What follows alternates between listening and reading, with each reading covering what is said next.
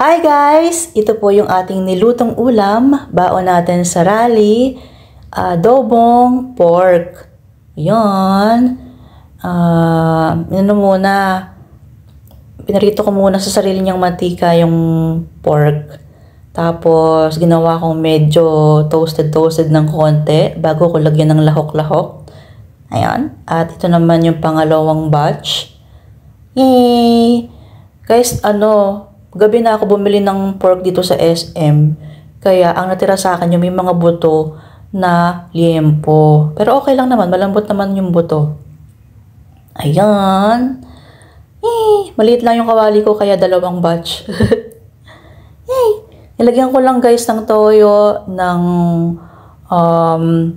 7-Up, ng sibuyas. Tapos naglahok ako ng kamote. Tapos may nilagang itlog din yan guys. Hindi ko na nadagdag yung video. 2 AM ako nag-alarm guys para magluto.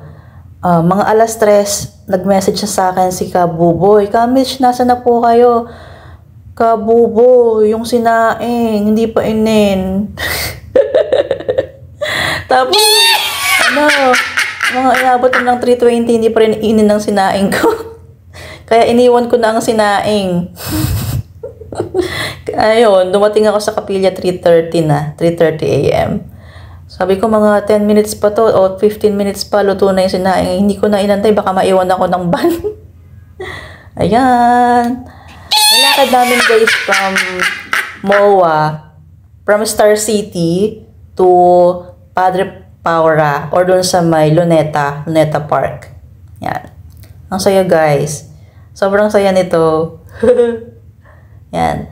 Magkakasama kami ng mga taga Better Living naglakad. Patungong Luneta. Yan guys. Ang mga kasama namin dito ay buong Metro Manila at ilang mga karatig probinsya katulad ng Nueva Ecija, Tarlac, Pampanga, Rizal, Cavite, Laguna, ayun, sa Region 3, Bulacan. Yay! Ang layunin guys ng rally ay para sa kapayapaan. Yan. At sobrang saya na napasama tayo dito sa rally. Yay! Yan guys, nag-aantayan yung mga Better Living guys para sabay-sabay kami maglakad. Yan, huminto muna sa isang tabi kami para antayin yung mga iba pang mga kapatid sa Better Living para sabay-sabay kami papunta dun sa mismong location. Ayun. Yay! Yan, si She guys ang nakahanap ng bag kasi dapat ang mga bag namin ay transparent. Yan. Siya yung bumili ng bag namin. Tapos iniwan niya lang sa tindahan sa baba ng spring. Yan guys, pagkakabigat guys ng aming bag. Puro pagkain na aming dala. Yay! Ayan. Guys, natatanong ko na yung Golden Empire Tower.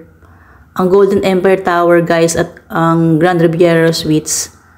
Yan yung mga projects ko guys, 2012.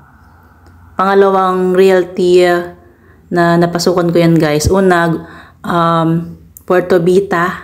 Yung project ko sa Cubao, sa Goldland.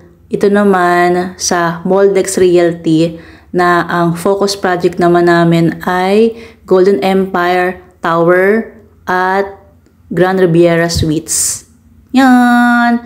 Guys, 63 years na to guys, yung building na to. Yan. Yay!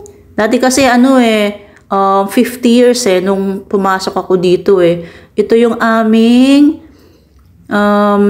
showroom. Diyan ako guys nagsasaturate guys sa kainitan ng araw. Diyan ako natutong mag-saturate. Talagang tirik yung araw.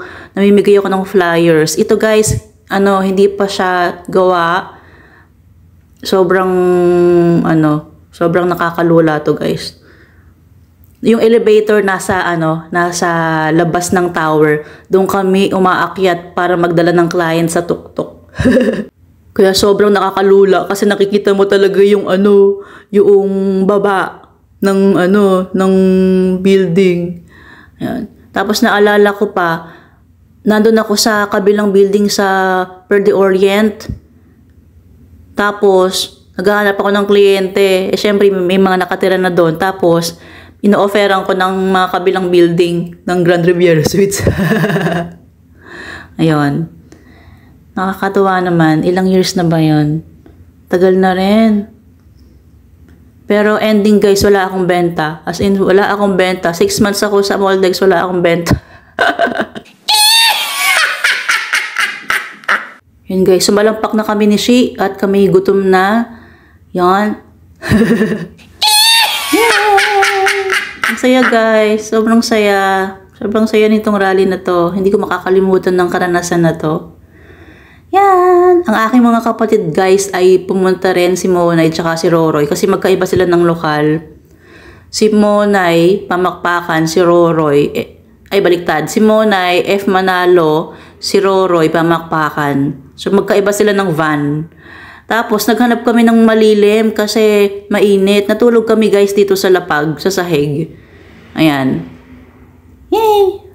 Tapos kumain kami ng pusit na inihaw. Bumili kami ng drinks tapos pagkatapos nito hinanap ko yung mga kapatid ko.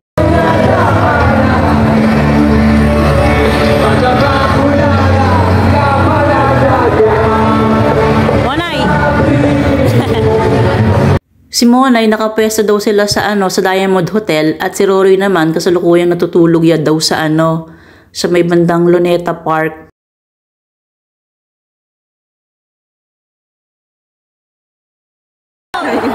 Tutuloy na natin, hintayin natin, nagpapalabas ng kaunti para wag namang magkaroon ng pagkita na ginagawa. Sige. Magandang hapon sa inyong lahat, mga kapatid.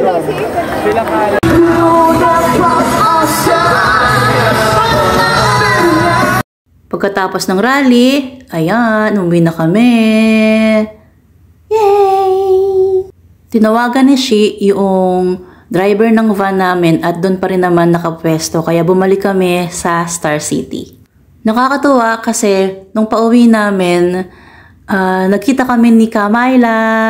Si Kamayla yung pangulong mga awit namin sa Lipa, Batangas. Hindi ko nakita si Kamayla. Si Shi ang nakakita kay Kamayla na kinakalabit ako. Hoy!